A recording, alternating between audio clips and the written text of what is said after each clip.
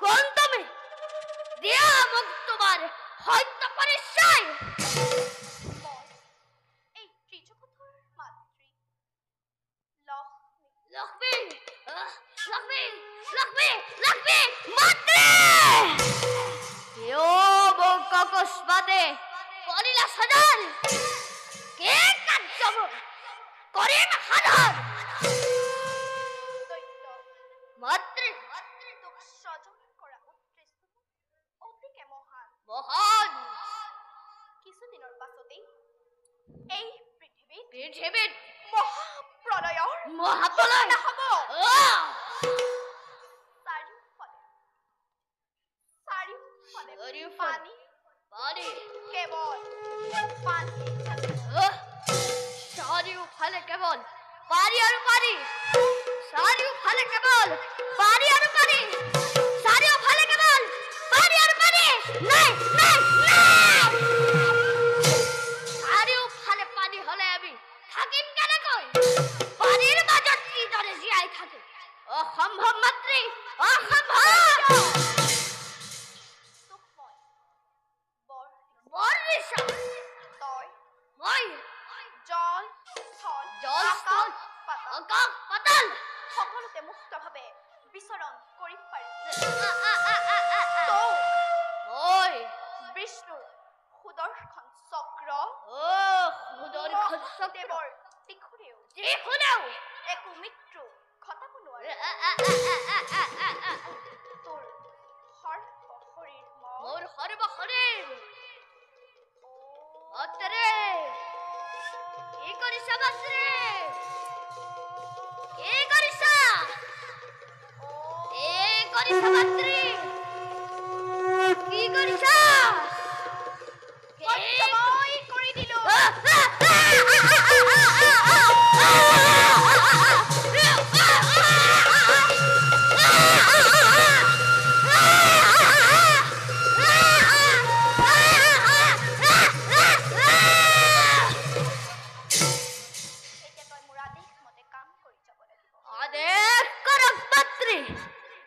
কিছুদিনৰ পাছতে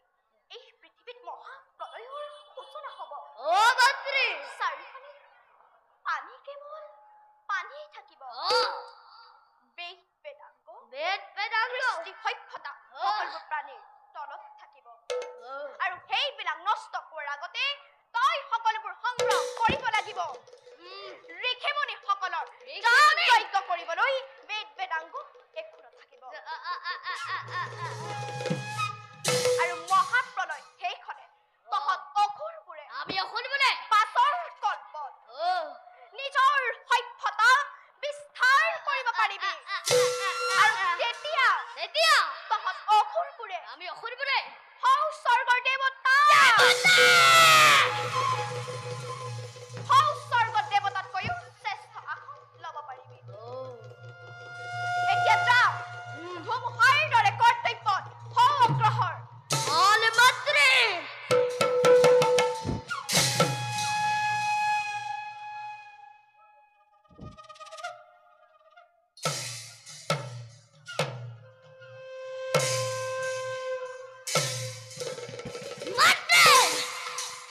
মোৰ পৰিচয় কি হব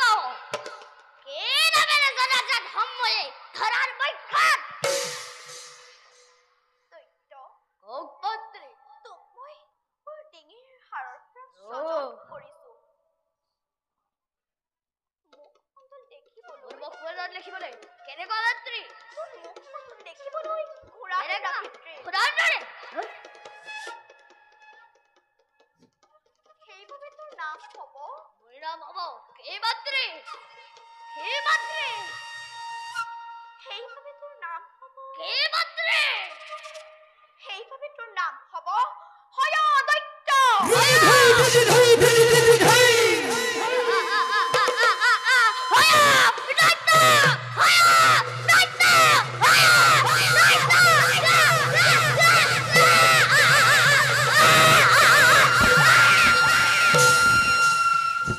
হয় দৈত্য নামেৰে তই এই পৃথিৱীত জনাজাত হবি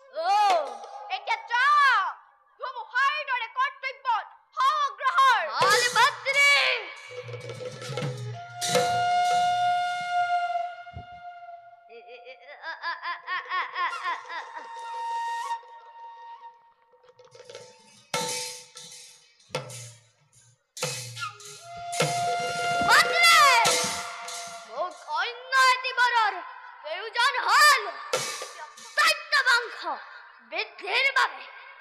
মোক এগৰাকী বিবাহযোগ্য সুন্দৰী ৰমণীক অৰ্পণ কৰোঁ।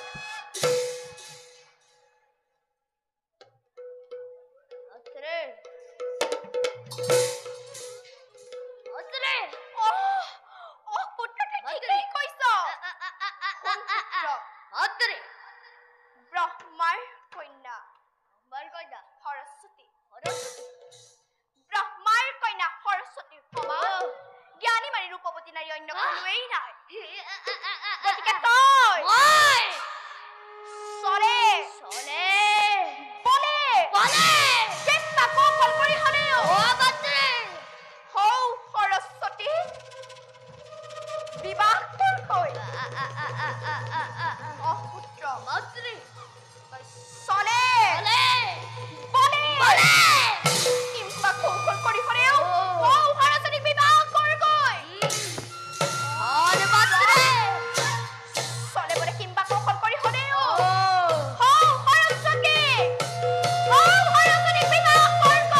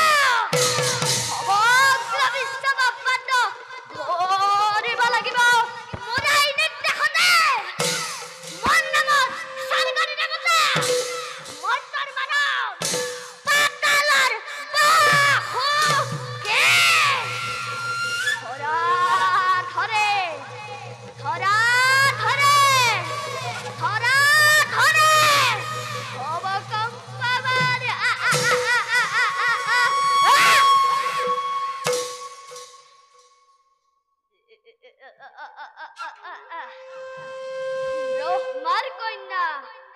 সৰস্বতী সৌন্দৰ্যৰ কৰিব লাগিব মোৰে অৰ্ধাংগিনী। দেখিব জগতে বুজিব মেছৰ দানৱৰ হত্যা কাটা ভয় দৈত্যৰ সকলে বীৰত্ব পৰাক্ৰমী কিমান